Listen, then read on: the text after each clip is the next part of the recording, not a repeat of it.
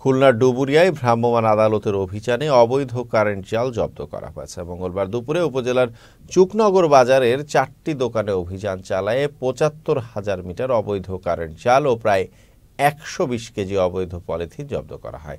নিষিদ্ধ এসব জাল ও পলিথিন আটক করে আটালিয়া ইউনিয়ন পরিষদ চত্বরে আগুনে পুড়িয়ে ফেলা হয়। উপজেলা সহকারী কমিশনার আরাফাত হোসেনের নেতৃত্বে পরিচালিত অভিযানে উপস্থিত ছিলেন উপজেলা সিনিয়র মৎস্য কর্মকর্তা আবু বকর সিদ্দিকী সহ ডুমুরিয়া থানা পুলিশের সদস্যরা।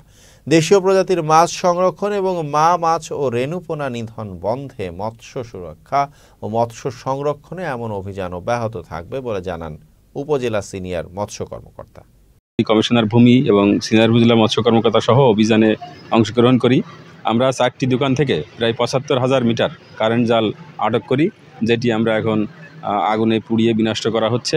এ ধরনের অভিযান মৎস্য অধিদপ্তরের পক্ষ থেকে চলমান থাকবে।